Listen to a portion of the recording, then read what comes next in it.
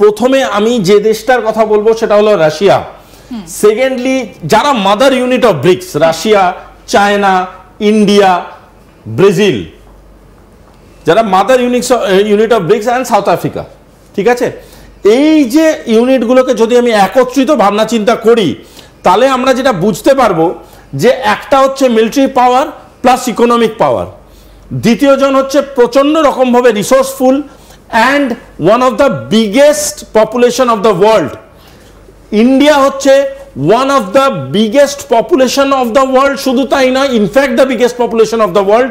R as a resource সব থেকে বেশি রিসোর্স আছে যে দেশগুলোর মধ্যে, তাদের মধ্যে একটা। এবং তৃতীয় জিনিসটা বোঝাটা খুব প্রয়োজনীয়, সেটা হলো অ্যাজ এ কনজিউমার মার্কেট ইন্ডিয়ার কম্পারিজনে কোনো কনজিউমার মার্কেট পৃথিবীতে নেই। এবং China as a small scale mid scale manufacturing market সাংঘাতিক বড়। যেহেতু ব্রিক্সের মধ্যে যে প্রিন্সিপালসগুলো বা যে ডক্ট্রিনগুলো ফলো করা হয় তার মধ্যে একটা খুব ইম্পর্টেন্ট ডক্ট্রিন হচ্ছে কোঅপারেশন, আর একটা খুব ইম্পর্টেন্ট পয়েন্টার হচ্ছে রিলেশনশিপ অ্যান্ড কমিউনিকেশন।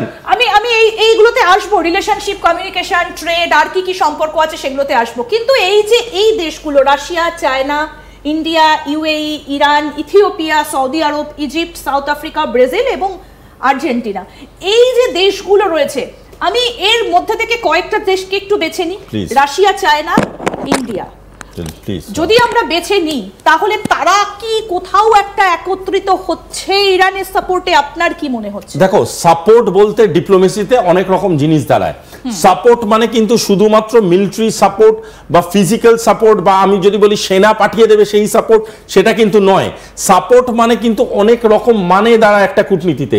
সেখানে যদি রাশিয়া লজিক্যালি কাউন্টার করতে শুরু করে why Iran to be attacked, সেই লজিক্যাল কাউন্টারের পাশে যদি চায়না এবং ইন্ডিয়া দাঁড়ায়, তাহলে কিন্তু আজকে যারা বলছে যে ইরানের নিউক্লিয়ার পাওয়ার আছে, ইরানের নিউক্লিয়ার ম্যাল প্র্যাকটিসিং আছে, তার জন্য আমরা ইরানকে অ্যাটাক করব, সেই কোয়েশ্চেন্সগুলোকে উত্তর দিতে কিন্তু তারা বাধ্য।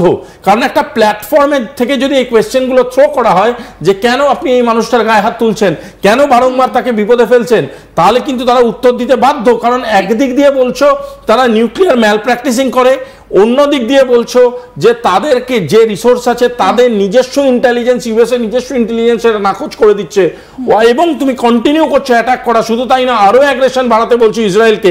সুতরাং when USA is playing this game, তখন obviously as a BRICS partners এই সব কটা অংশের কিন্তু নিজস্ব দায়িত্ব থাকে। ইসরায়েল কি এটা বুঝতে পারছে না যে আমি আমেরিকার কথায় আজকে যে কাজটা ইরানের সঙ্গে করছি সেটা বুমেরাং হয়ে কখনো আমার কাছে আসতে পারে? দেখো, কূটনীতিতে যেমন ইন্ডিপেন্ডেন্স বা লিবারাল একটা জায়গা থাকে, সেখানে কিন্তু ডিপেন্ডেন্সিও থাকে। আমেরিকা অ্যাজ এ ফ্রেন্ড হয়তো ইসরায়েল মধ্যে, দেখো it is not the matter যে ভারত যেভাবে ভাবে গোটা পৃথিবীকে সেভাবে ভাবতে হবে। হতে পারে যে ইসরায়েলের মনে হচ্ছে এই জিনিসটা যে আমি যদি আমেরিকাকে সাথে পাই তাহলে আমি হয়তো বিশ্বের অনেক রকম টাসেলে অগ্রিম ভূমিকা নিতে পারবো, কিন্তু তার মানে এই নয় যে সেই অগ্রিম ভূমিকা সবসময় আমার দিকে যাবে, মানে সেই ভ্যালুটা আমার দিকে আমি পাবো। যদি আমি সেই ভূমিকায় উত্তীর্ণ হতে পারলাম, okay, I will be in a advantage state, but সেটা তাদের ডিপ্লোমেসি, সেটা তাদের থিঙ্ক ট্যাঙ্ক, তাদের স্ট্র্যাটেজিক মাথারা সেরকম ভাবছে। ভারত কি ভাবছে না ভাবছে সেটা is very important to me as a individual, but Israel কি ভাবছে না ভাবছে সেটা আমরা পারসিভ করতে পারি, সেটা নিয়ে আমরা ভাবনা চিন্তা করতে পারি, আলোচনা করতে পারি। বাট আমাদের দরকার নেই এটা ভাবার যে Israel is doing a mistake, let them do a mistake if they want to do a mistake. দেখো, এখানে কোনো বাচ্চা কেউ নেই, we are talking about matured powers. Israel এমন একটা পাওয়ার যে আমাদের সাথে বহু দিন ছিল, এমনকি বহু কারণে, বহু অপারেশনসে তারা আমাদের পাশে ছিল, বহু ভাবে তারা দিনের পর দিন আমাদেরকে সাপোর্ট করেছে। সেই ইসরায়েল যদি আজকে আমি দেখি কোনো না কোনো কারণে সেই ইসরায়েল কোনো ভুলচুক করছে, হ্যাঁ আমি বোঝাতে পারি যে ভাই এগিয়েও না, সামনে গাড্ডা আছে, সেটা শুনেও যদি সে মনে করে ইয়েস আমি গাড্ডাটা টপকে বেরিয়ে যাবো। আমরা দেখলাম যে নরেন্দ্র মোদীর টুইটটার পরও নেতানিয়াহু কি করছেন না, ট্রাম্পকে তিনি ধন্যবাদ জানাচ্ছেন। মানে যেটা আপনি এতক্ষণ বলছেন যে বোঝানোর পরে কেউ যদি এগিয়ে যায় let them do। এখানে কেউ বাচ্চা নয়, nobody is a kid। তার মানে এই দেশগুলো, যে দেশগুলোর ছবি আমরা দেখতে পাচ্ছি এই মুহূর্তে টেলিভিশন স্ক্রিনে, এই যে Russia, China, India, Saudi Arab, Egypt, South Africa, এরা কি তাহলে নিজেদের ঘর গোছাচ্ছে ব্রিক্সকে সামনে রেখে? একদমই ভুলে যেও না, একটা বহুত ইম্পর্টেন্ট দেশ এখানে আছে, UAE. UAE is a very important and strategic place for America also. UAE এর নিজস্ব কালচারাল ডিপ্লোমেসি সাংঘাতিক। আমরা সব সময় খুব ইম্পর্টেন্স দিই রিসোর্সের দিক থেকে দেখতে গেলে। আজকে যে নিউক্লিয়ার নিয়ে এত কথা হচ্ছে, ন্যাচারাল রিসোর্সের দিকে দেখতে গেলে, রেয়ার আর্থ মেটালের দিকে দেখতে গেলে ভীষণ ইম্পর্টেন্ট দুটো দেশের কথা আমাদের বলতেই হচ্ছে। একটা সাউথ আফ্রিকা, অন্যটা ব্রাজিল। অ্যামাজনকে ভুলে গেলে চলবে না। এই অ্যামাজন বা ব্রাজিল বা সাউথ আফ্রিকা, এদের ইম্পর্টেন্স সাংঘাতিক। এবং একটা ইনফরমেশন আজকে আমাদের সবার জানা উচিত, আমেরিকা যখন এত বড় বড় কথা বলছে, আমেরিকা যখন বারবার অ্যাটাক করছে, আর অ্যাটাক করেই দিল, তখন কিন্তু একটা ইনফরমেশন আজকে আমি শেয়ার করতে চাই তোমার সাথে। সেটা হলো গত 3 মাসের ডেটা বলছে যে real estate investment, industrial investment America থেকে সরে গেছে এবং বহু ইনভেস্টমেন্ট এখন লাতিন আমেরিকায় ঢুকছে। প্রুভেন লাতিন আমেরিকায় ইনভেস্টমেন্টগুলো সরে গিয়ে লাতিন আমেরিকায় ঢুকছে কেন? এটা কিন্তু একটা বড় প্রশ্ন। তাহলে কি আমেরিকান গভর্নমেন্ট বা আমেরিকান ডলার্সের উপরে কোথাও গিয়ে বিশ্বাস হারিয়ে ফেলছে ইনভেস্টররা? তার জন্য কি তারা লাতিন আমেরিকায় ঢুকতে চাইছে? তারা কিন্তু বারংবার সেটার জন্য প্রেসার ক্রিয়েট করতে চাইছে। একই সঙ্গে যেটা দেখা যাচ্ছে যে শেয়ার মার্কেট, আজকে ভারতের শেয়ার মার্কেট খানিকটা পড়েছে এই যুদ্ধের কারণে, তেলের কারণে, কিন্তু ভারতীয় অর্থনীতি কিন্তু এখনো সোজা দাঁড়িয়ে রয়েছে।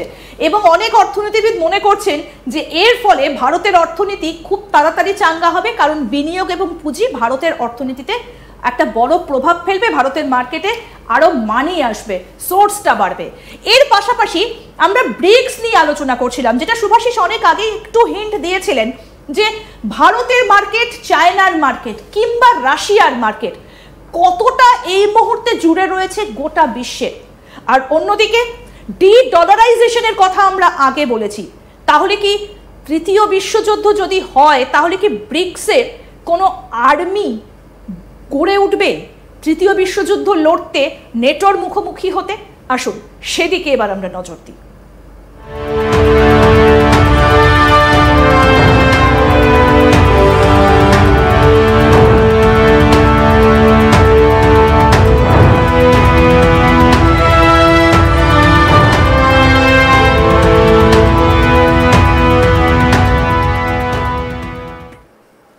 বললাম না যে নেটো আর্মি তো পিঁপড়ে। ভারত, চীন, রাশিয়ার এই যে আমরা যেটা রিওতে বসতে চলেছে, সেইখান থেকে যদি একটা আর্মি গঠন করা হয়, অর্থাৎ ব্রিক্স আর্মি, তাহলে তৃতীয় বিশ্বযুদ্ধ তারাই জিতবে। কেন বলছি?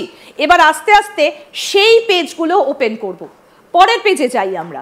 এই যে পরের পেজে, এখানে খুব স্পষ্টভাবে অর্থনীতির বিষয়ে বেশ কিছু জায়গা এখানে বলা রয়েছে, যেটা আপনি অনেক আগেই হিন্ট দিচ্ছিলেন।